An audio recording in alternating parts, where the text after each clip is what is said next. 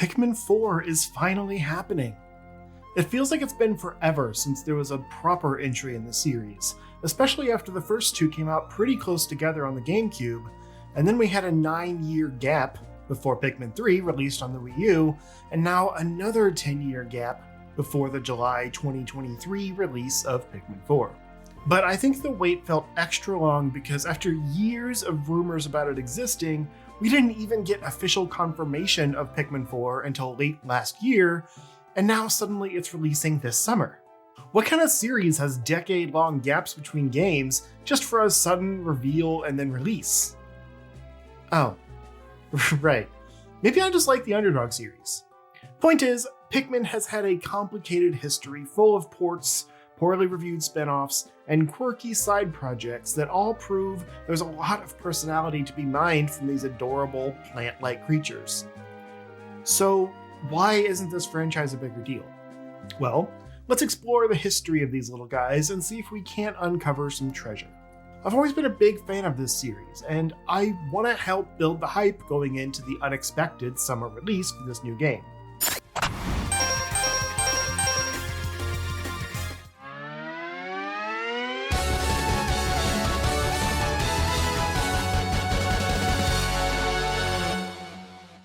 We have to start at the beginning, but I'll admit I never see much reason to go back to Pikmin 1 with how much its sequel is a marked improvement in almost every way.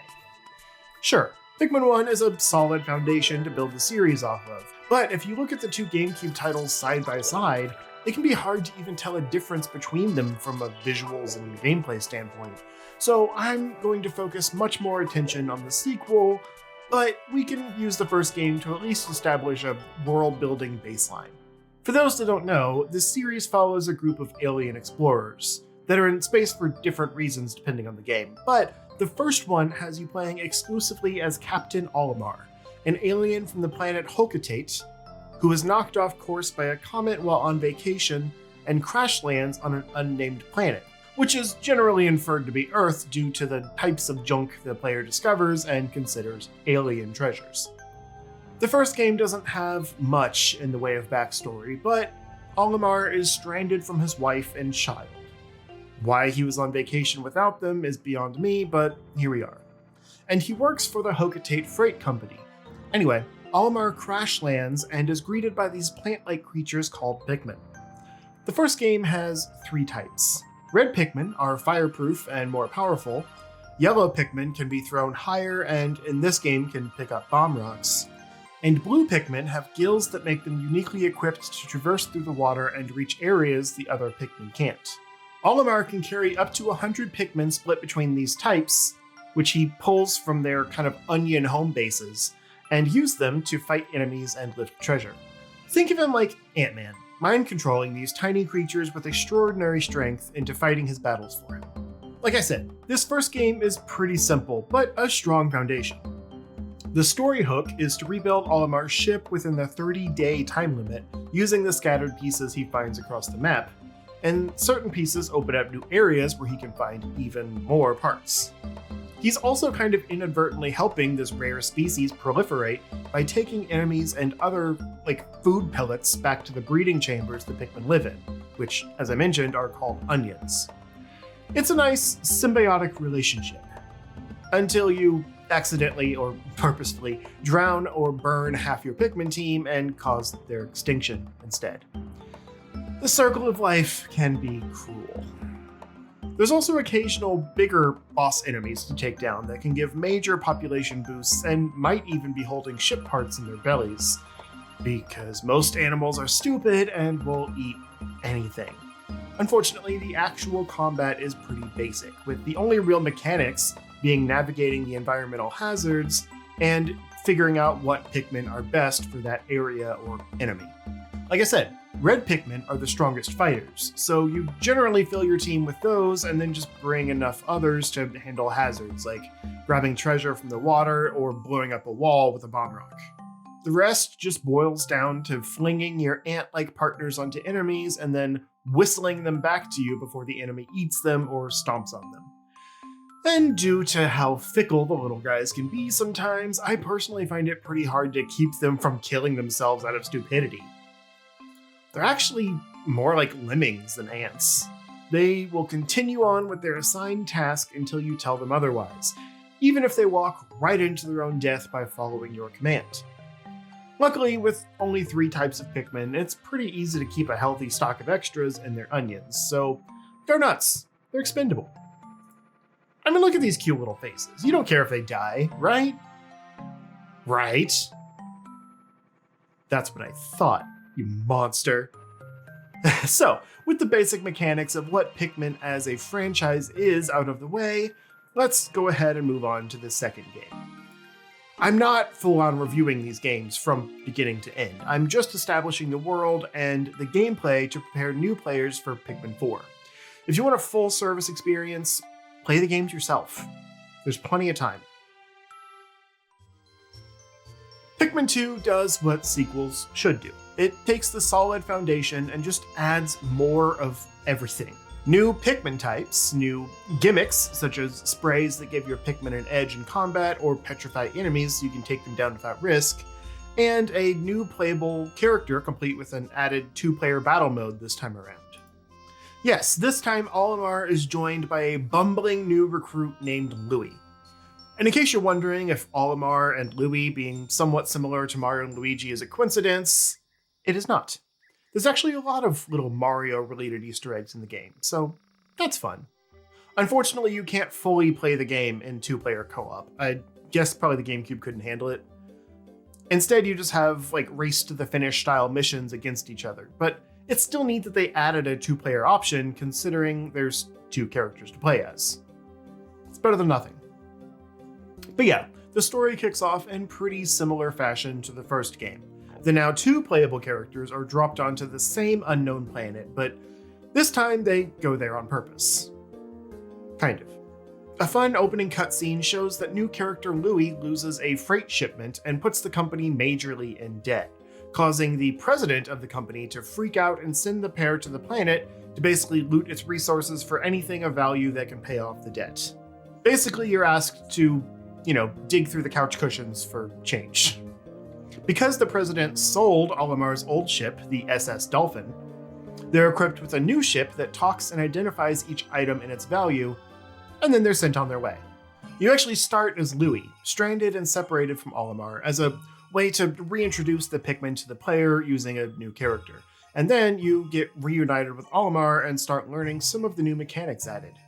For one, the yellow Pikmin have received some upgrades, as they are now immune to electricity and can take down new electrified gates and enemies, though, as a counterpoint, the bomb rocks have been removed from the game for some reason. Another new element you discover early on is explorable holes that lead to multi-level underground dungeons, which kind of act as combat gauntlets, since you only have the Pikmin you brought with you in order to get all the way through. Since you're separated from the main ship and the onions down there, every enemy you take out acts as currency instead of Pikmin fodder. Though, if your crew gets too low, there will occasionally be flowers that pop up and let you turn one Pikmin into multiple of whatever color the flower is. Also, a brief detour here, but it's worth noting that these dungeons exist outside of time.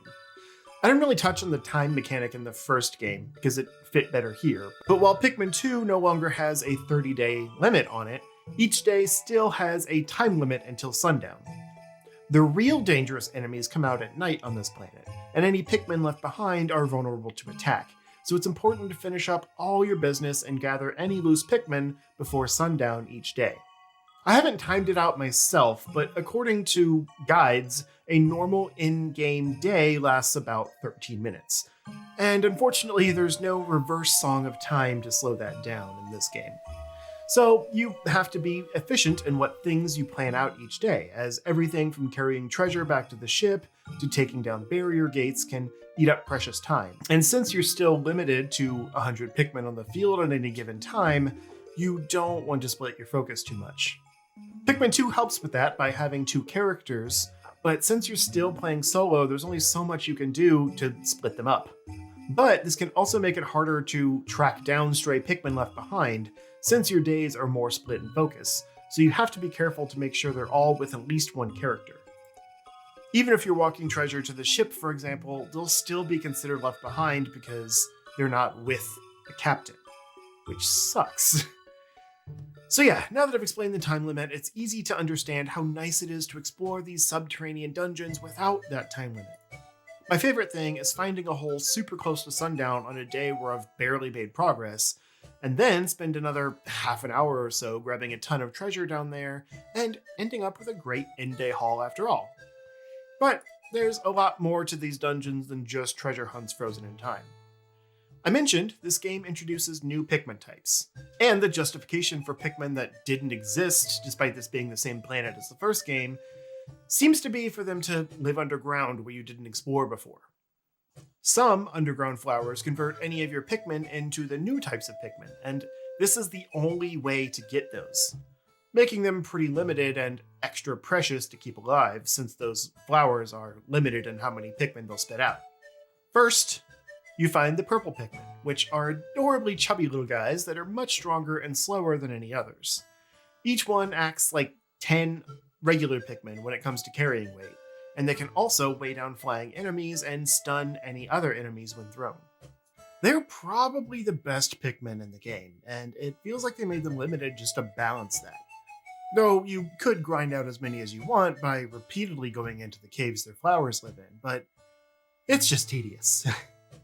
The other new type is white Pikmin, which have creepy, beady little eyes and look like they've never been above ground, even though they're weirdly fine when you take them out of the cave, despite looking like those things from The Descent. Anyway, their specialty is poison. They can destroy newly added poison barriers, and if enemies try to eat them, they take damage from, toxic blood or something. They can also use their gross compound eyes to discover treasure buried underground, which makes it extra annoying that they're so limited, because if you don't have any with you at all times, you'll just get notified of treasure nearby and not actually be able to dig it up. They're admittedly not as good as the purples, and much more fragile, so I always have a hard time keeping many of them alive, but that means I tend to only pull them out for certain situations, whereas the purples are a constant on my team, even if I only take 10 with me for heavy lifting. But with 5 types now and still a 100 Pikmin limit, you feasibly won't have a lot of every type with you at all times anyway. It's still pretty frustrating that you have to actually get out of the cave with these 2 new types still alive though, since a lot of the dungeons end with a boss creature, despite you only having what's left of your team at that point, so you either risk letting them die or leave them behind and just use a very limited squad to take down the boss so you can get the rest out. Or just skip the boss, but then you still have to come back later because it usually has some kind of, special thing to collect. This all adds some strategy, but also makes the game noticeably harder since you're always being hyper protective of these few purple and white Pikmin while sacrificing the others that can be replenished easier. I'm sure there's an allegory there about protecting endangered species, but the game doesn't seem interested in tackling it. But yeah, I covered most of the changes and improvements in this sequel, and the rest is pretty simple quality of life stuff. There's some optional upgrades you can find, such as spacesuit modifications that make your characters immune to fire damage, or give you a treasure detection compass to help guide your days. Extremely useful stuff, but usually gated behind the bosses at the bottom of the dungeons, so it's extra rewarding to uncover them rather than, leave them behind. There's also the sprays I mentioned earlier. Bringing certain berries back to the ship will unlock these new abilities to spray on Pikmin or enemies, adding some extra layers to combat as you can buff your squad for a limited time, making them attack faster and do more damage, or incapacitate enemies that are giving you a hard time, which is especially useful when your squad is mostly wiped out at the end of a dungeon and you just want to get out without incident. Overall, there's just a lot of added nuance to this game compared to the first, even if the stakes aren't quite as high since you have as many days as you want to pay off the debt, and you're not so much fighting for survival. You just get whining logs from the president between each day, with some amusing anecdotes about him being on the run from creditors, living under a bridge, and befriending animals.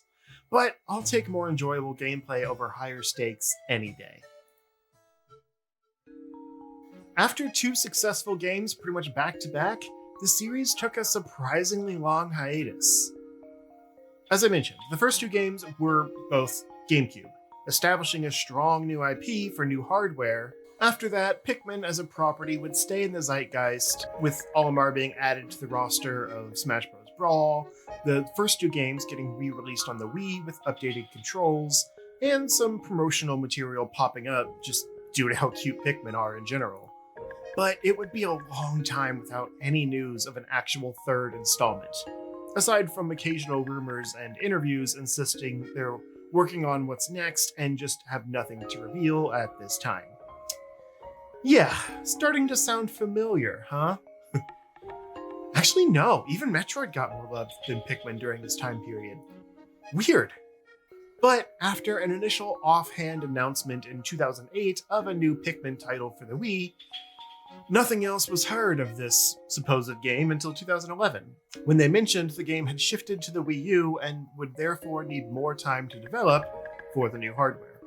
Finally, a year later, we got our first look at Pikmin 3 using the new HD engine on the Wii U, as well as some new quality of life features thanks to the second screen conveniences of the gamepad. When it finally launched in 2013, the game introduced a slew of gameplay changes from its GameCube predecessors and a much more visually detailed, modern presentation.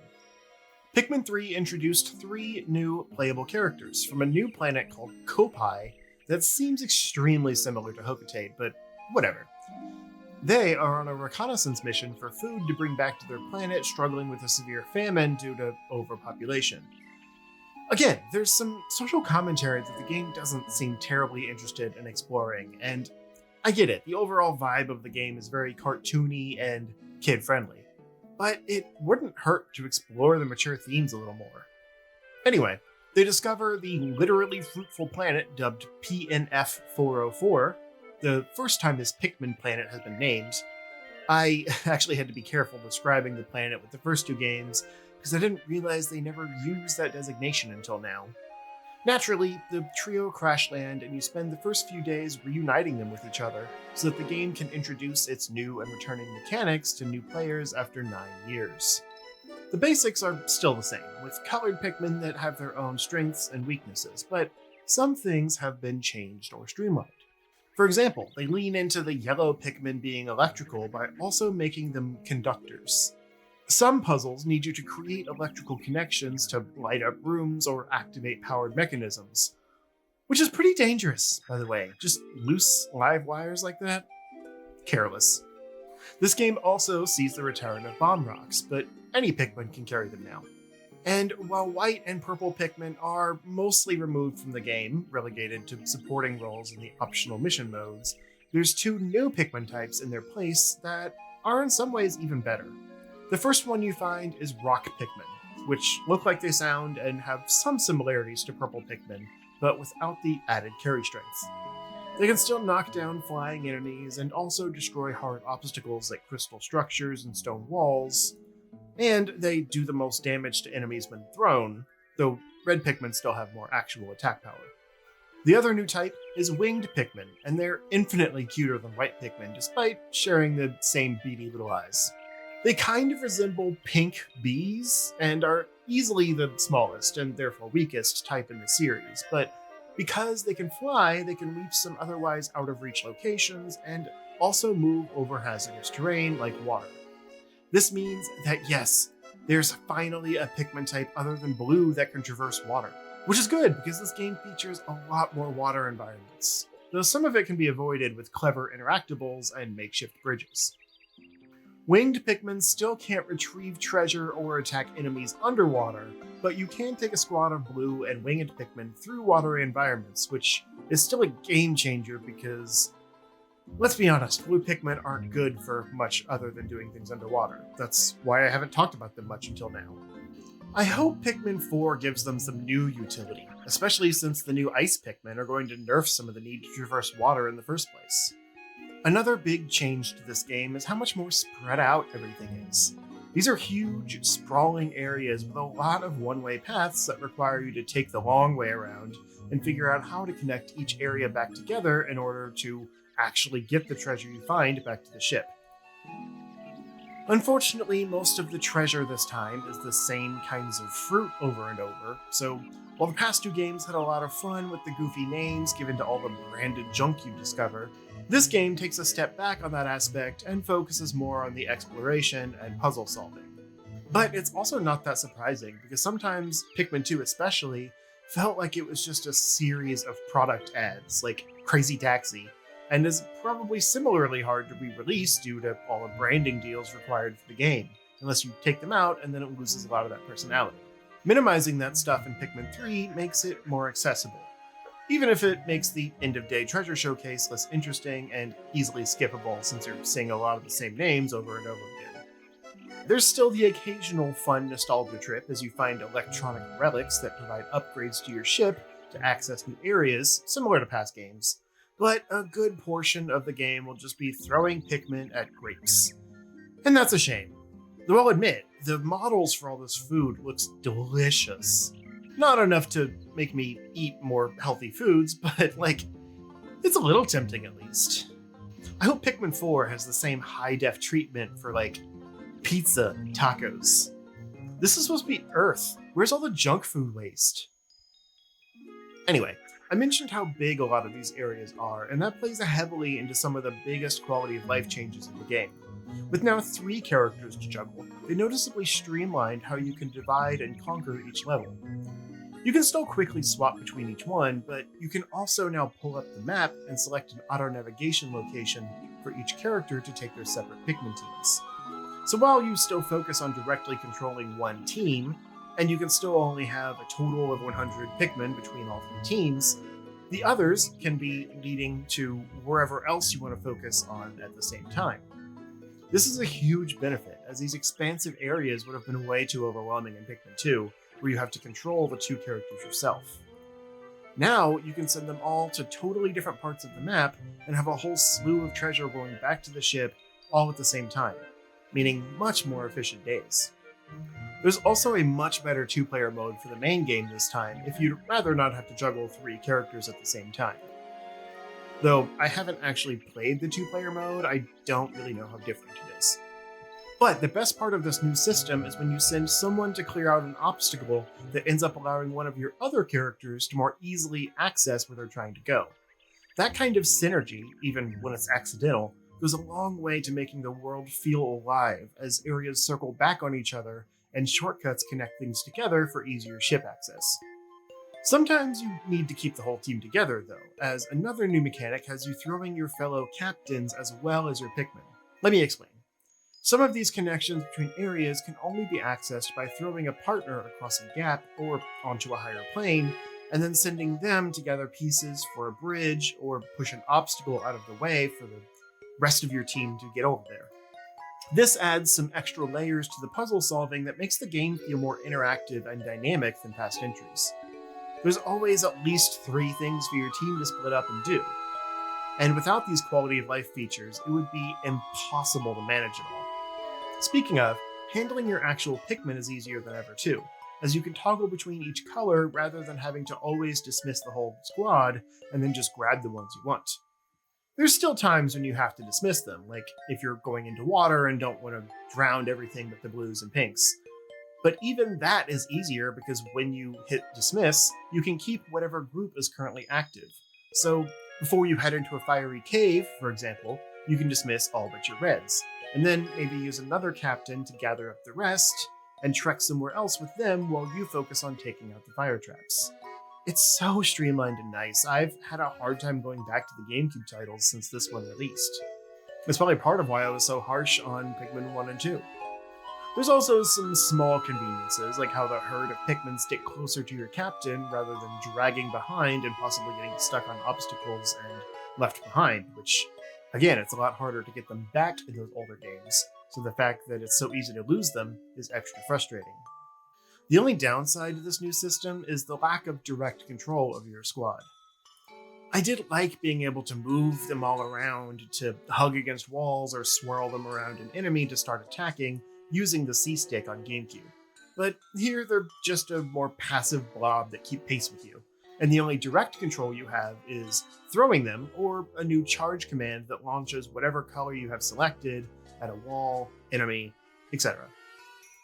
But it's a small concession for everything better in return, like being able to lock onto targets instead of managing the manual aiming reticle with the same stick that moves your character. Enemies are also more interesting because they have specific weak spots you can target, like a Bulborb's eye stalks. It makes boss creatures more fun too, since they can have unique targeting gimmicks like having to throw rock Pikmin to break off the hard carapace so that the other Pikmin can attack the soft, exposed bits.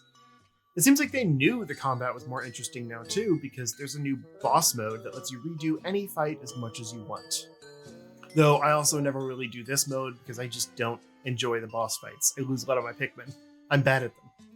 But it really does feel like Nintendo went back to the drawing board for this series over the 9-year hiatus, and thought hard about what worked and what didn't, and how the unique capabilities of the gamepad could streamline the experience. I even found the story more intriguing, as you're playing 3 totally new characters, but they're following mysterious distress signals left behind by Olimar. So the whole game ends up being the quest to track him and Louie down and find out what happened to whoever visited this planet before, even though you've never met them. The food thing almost just ends up being an afterthought to track progress, as there's still technically no day limit, but if you run out of food, it's game over. Sure, you could argue that it sucks the main protagonist of the series is relegated to a background character, but it provides an interesting story hook that connects these new characters to established lore, and also helps expand the universe. Like, Olimar kept doing stuff between games, and we get to find out what he and Louie were up to during that time. They also added some new side stories to the Switch port that have you playing as Olimar kind of leading up to the events of Pikmin 3. And they're not a huge change from the base game, but it is nice they give you another chance to play as Olimar and fill in some of the logbook gaps. In case you can't tell, this is my favorite in the series, even though I wish it would have done a better job including the white and purple Pikmin in with the other new ones too. It feels weird to basically retcon some of the new stuff from 2 and introduce its own new stuff instead, but that's a minor complaint in a game that otherwise improves in almost every way. Plus, I can see how managing 7 types of Pikmin would be a little much, even though Pikmin 4 seems to be bringing them all back, plus at least one new type. But back to Pikmin 3 real quick, they also made it way harder to lose your Pikmin at sundown, since your ship can now do a planet-wide whistle for any strays to make their way back on their own, and there's a kind of safe area around your ship and Onion, so if they get close enough, they're still safe. Plus, add in one final note about how all the Pikmin are now stored in one communal onion for easy access, and you've got a game that feels like a love letter to its own history, and the definitive Pikmin experience. Honestly, aside from a few minor changes and the inconvenience of needing to own a Wii U to play it, I'd say the original Wii U release is the better way to play the game compared to Pikmin 3 Deluxe on the Switch. The way they map the gamepad touchscreen elements to buttons on the Switch controller doesn't always feel as intuitive, and it led me to switch to the wrong teammate or dismiss my team on accident more times than I would have liked. Sure, the game looks a little better on Switch, and it includes all the DLC plus the new Olimar chapters, but you can tell that the game was made with the Wii U in mind, so there's something to be said for that. But also, my gamepad battery only lasts like half an hour these days, so I wasn't about to record footage from that version when the Switch is easier and more reliable. So, that's the history of the Pikmin series. That's all the games that have been God damn it, I have to talk about Hey Pikmin, don't I? I've never actually played it, as it got pretty universally panned on release, so I don't have the fondness or nostalgia for it, but just so we're being thorough, this is a 3DS spin-off title that follows Olimar in a series of side-scrolling puzzle platforming levels, using a preset group of Pikmin for each level. I'll be honest, most of this information I'm getting from the internet. The same basic rules apply for each color as in the main games, and they correspond to the different Pikmin types in Pikmin 3, so there's really nothing new there except that now the winged Pikmin can carry Olimar to higher platforms and things like that, which you kind of see in Smash Bros. Ultimate, I believe. So I guess you could consider that lore that's been carried on. The story isn't that special either. He has to collect this sparkly power source in order to get his ship back into space, and discovers that the Pikmin can harmlessly carry this substance for him. Levels are fairly straightforward, and puzzles are pretty simple, boiling down to just figuring out what color Pikmin is needed to break a specific barrier or attack a certain enemy. Sure, you could say the same of the other games, but the explorative, open-ended structure of them kept the gameplay interesting. Whereas here, the shallow mechanics are about all you have to the game, and navigating the levels left to right never feels that exciting. This game just doesn't really do anything new with the formula, so as far as preparing for Pikmin 4, it's forgettable and I would have skipped it, except someone in the comments would have said, "What about Hey Pikmin? You gotta do another video covering that game." So there. It's covered. Let's move on. Finally, there's another Pikmin spin-off game that I've never really played, Pikmin Bloom, which is a mobile game walking simulator that came out recently and just kind of uses Pikmin branding to get people outside more. It's another Niantic AR game like Pokemon Go, and I never tried it because if I'm walking, I'm playing Pokemon Go, but I have heard good things. It's not really relevant to the lore or gameplay, but neither was Hey Pikmin, and I still felt obligated to talk about that, so here we are. Aside from these two spin-offs, there's a handful of other Pikmin-related content out there, like a series of Japan-only e-reader cards for the Game Boy Advance that each have unique little playable mini-games that I didn't even know about until researching for this video. And there's also a series of adorable short movies that were released around the same time as Pikmin 3. Then you've got Pikmin's fun representation in the underrated Wii U launch title Nintendo Land. I admittedly didn't spend much time on the Pikmin adventure game, but it had a great art style, and similar to the Metroid Blast game, was just a welcome inclusion for a series I sorely missed around that time. But Metroid Blast was way better, for the record. And now, that should be everything Pikmin related since its initial release in 2001. I feel like you're caught up and ready for Pikmin 4. I mean, I've been ready. Pikmin 3 came out in 2013, and pretty much right after that, they said they were already developing a sequel. And now, 10 years later, it's finally a reality, so I can't wait. But I'm also genuinely interested. It looks to be another modernized reimagining of the series, with a more zoomed-in, over-the-shoulder view, putting the player at the Pikmin's level, showing a lot more detail and world immersion.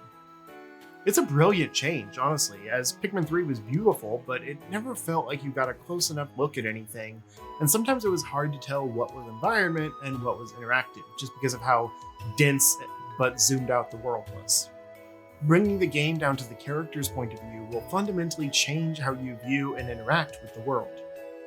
Add in the new Ice Pikmin, that adorable new dog thing, and the confirmed return of White and Purple Pikmin, and this game is already shaping up to be the biggest Pikmin release so far. I think Nintendo is learning that their lesser-known franchises can thrive on the Switch, as Metroid, Xenoblade, Animal Crossing, and more have broken crazy sales records for their respective series, while their top franchises do even better than ever. Seriously, how is Mario Kart 8 still on the top seller list every month? And getting new DLC? It's insane. With all that said, that's all I've got for this video, but I hope y'all are ready to gather up your yellow Pikmin because I see a bright future coming for the Pikmin series. Until then. The first Metroid game was a revelation on the NES. Sure, it still told most of the story in the manual like other games in that era, but it also had some impressive atmospheric storytelling within the simplistic 8-bit graphics, and the music still stands the test of time, as it's been remixed in basically every series entry since.